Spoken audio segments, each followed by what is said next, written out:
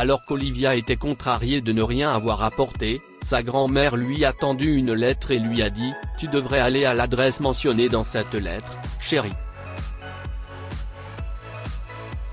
Je sais que nous ne voulions pas le faire, mais le moment est venu. Olivia n'avait aucune idée que la note qu'elle avait reçue allait changer sa vie à jamais. Alors, qu'est-ce que tu comptes porter, Olivia? Tu viens à la fête, non?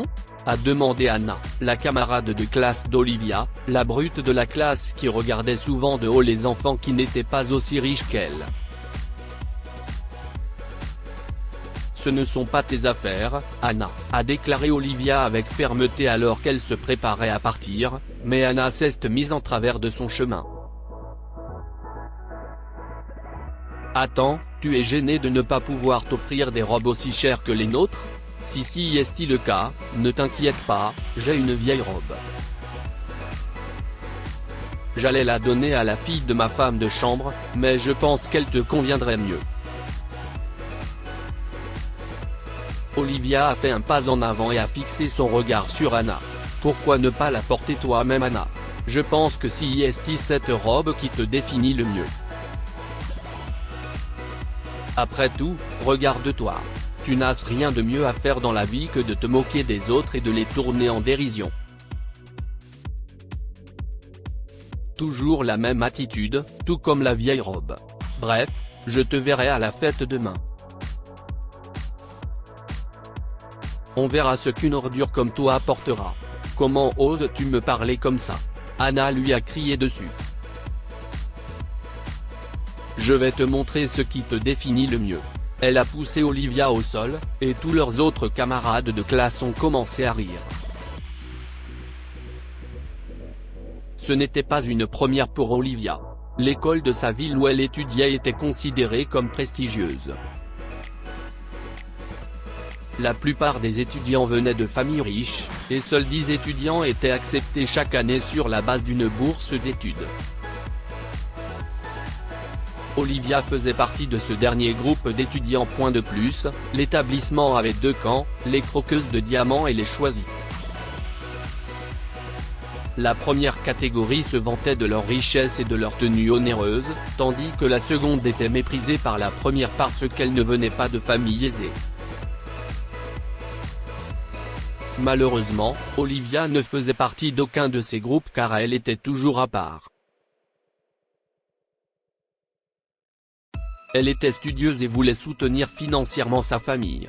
Les autres élèves de l'école essayaient souvent de l'humilier, mais peu importe à quel point ils essayaient de la traîner, cela ne l'affectait pas, jusqu'à aujourd'hui où elle a pris l'insulte à cœur et a fini par affirmer qu'elle venait à la fête. Olivia est restée chez sa grand-mère Edith. Elle n'était pas en grande difficulté financière, mais elle n'était pas non plus plongée dans le luxe. Lisa, la mère d'Olivia, n'avait que 16 ans lorsqu'elle a accouché. 3 ans plus tard, elle a épousé un homme prometteur, mais elle ne lui a jamais dit qu'elle avait un enfant. Edith s'est donc occupée d'Olivia depuis qu'elle avait 3 ans. Olivia a été soutenue financièrement par son oncle pendant plusieurs années, mais lorsque sa femme a commencé à s'y opposer, il leur a envoyé de l'argent en de rares occasions pour que sa femme ne le découvre pas. Pour le reste, Olivia travaillait à temps partiel pour subvenir à ses besoins et à ceux de sa grand-mère. Cette dernière est âgée et se déplace avec une canne, et Olivia est la seule à s'occuper d'elle. Olivia était désemparée lorsqu'elle est arrivée chez elle ce jour-là. Elle a essayé de le cacher à Edith comme d'habitude, mais cette fois, elle a été prise de court. Sois honnête, Olivia. Il s'est passé quelque chose à l'école, non? Si est écrit sur ton visage, alors ne le cache pas, demande soudain Edith. Olivia a soupiré. Tout est à peu près pareil, mamie. La seule chose insensée que j'ai faite, si est que j'ai accepté d'aller à une fête que je n'aurais pas dû. J'ai évité ce genre de choses pendant si longtemps, mais je ne sais pas comment j'ai pu perdre la tête aujourd'hui. Qu'y a-t-il de mal à y aller et à passer du temps avec tes amis, Olivia? Tu devrais, a encouragé Edith. Mais je n'ai rien à me mettre, a dit Olivia en pleurant presque. La jeune fille a alors révélé toute l'histoire à sa grand-mère. Edith l'a écoutée patiemment mais n'a rien dit. Elle s'est levée, est allée dans sa chambre et est revenue avec un mot. Tiens, prends ça. Si est une adresse. Je pense que si est le moment. Laisse la Tider au moins une fois dans sa vie. Olivia ne voulait pas faire ça. Elle savait que c'était l'adresse de sa mère. Pas question que je demande de l'aide à cette femme. C'est dit Olivia, mais elle s'est ensuite souvenue qu'elle allait être malmenée pour le reste des jours de cours.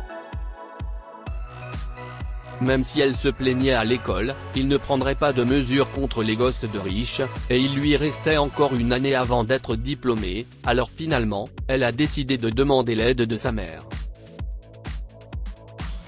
Elle se rendit à l'adresse mentionnée sur le petit mot qu'Edith avait donné et fut accueillie par sa mère à la porte.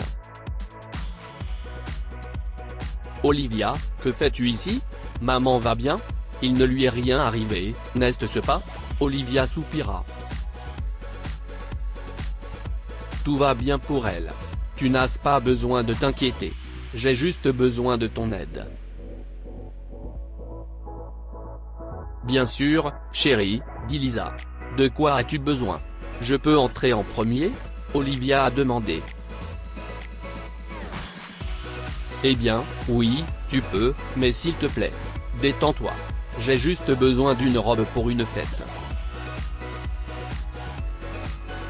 Si Georges demande, dis-lui juste que je suis la fille de ton ami ou de ta voisine. Je ne veux pas être associée à toi non plus. Lisa n'a plus rien dit après cela, car elle savait qu'Olivia avait raison.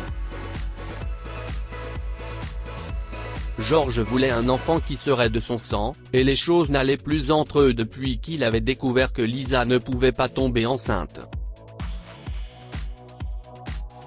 Lisa savait qu'elle n'avait nulle part où aller si Georges la quittait, donc elle n'avait pas d'autre choix que de le supporter. Elle a silencieusement conduit Olivia à l'intérieur pendant que Georges était occupé dans son bureau. Olivia lui a raconté toute l'histoire de la tenue, et Lisa lui a remis une robe et les ornements assortis. Elle était également sur le point d'embrasser Olivia au moment de partir, mais Olivia l'a arrêtée. Ce n'est pas nécessaire. Avant que ton mari ne demande des nouvelles de moi, je dois partir.